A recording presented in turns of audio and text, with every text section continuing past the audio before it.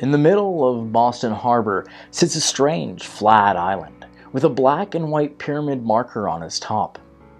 Its name is Nixes Mate, and it's one of the smallest but most curious landmarks in New England. Sailors have used it for centuries as a navigational point, but its history runs much deeper and darker than just a maritime guidepost. At less than an acre in size, Nixes Mate has seen executions, legends, erosion, and symbolism packed into its shrinking footprint. The most enduring story attached to Nixes Mate is that it was used for public executions, specifically of pirates. In the 18th century, the British Crown was serious about deterring piracy, and part of that strategy involved making examples out of those who were caught. One infamous case was Captain William Fly, hanged in 1726.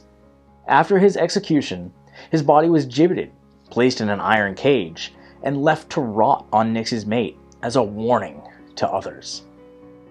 Locals and sailors would pass by and see the remains hanging there.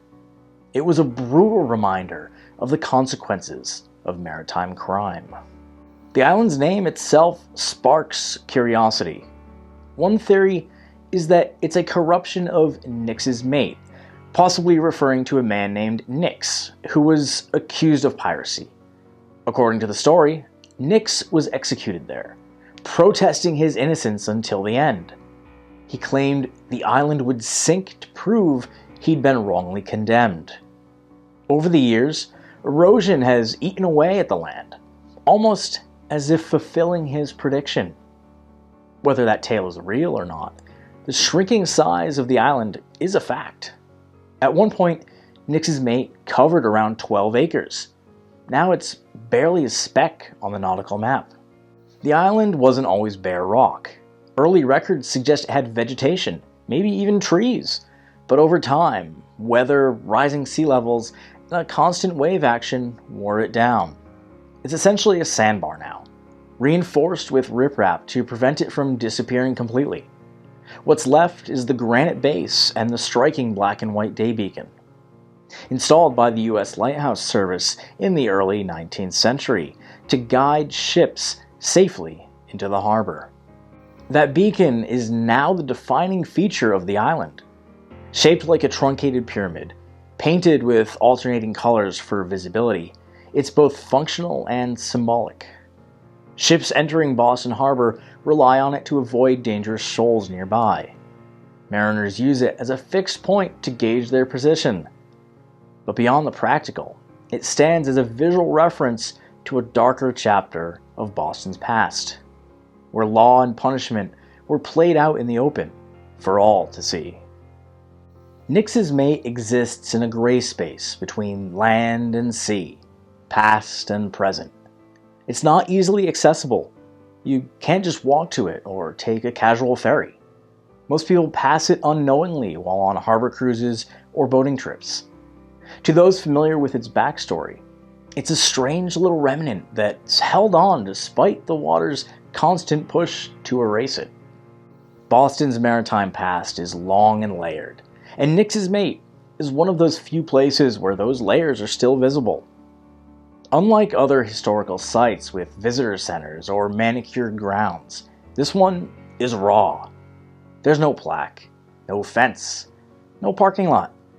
Just a warning beacon and the knowledge passed down by those who know its significance. In a city that prides itself on preservation and legacy, Nixes Mate is an outlier. It survives because it has to. It serves a function. It's not a curated destination, but it's part of Boston's story nonetheless. There's a power in that simplicity. The island doesn't need embellishment.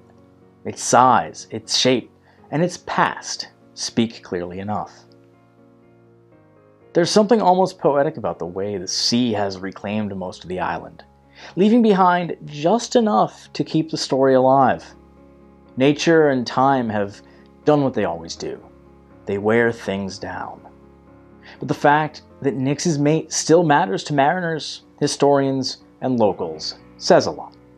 It's a symbol, not of glory or pride, but of justice, punishment, and survival.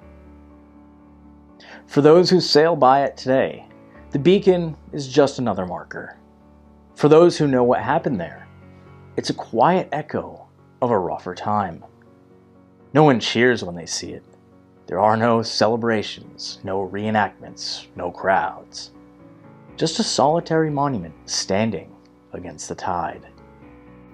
And maybe that's the best way to remember it. Not as a landmark of celebration, but as a reminder of the people who died there, the people who judged them, and the way even the smallest places can carry big stories. Nixes Mate isn't famous, but it doesn't have to be. It's still there. That's enough.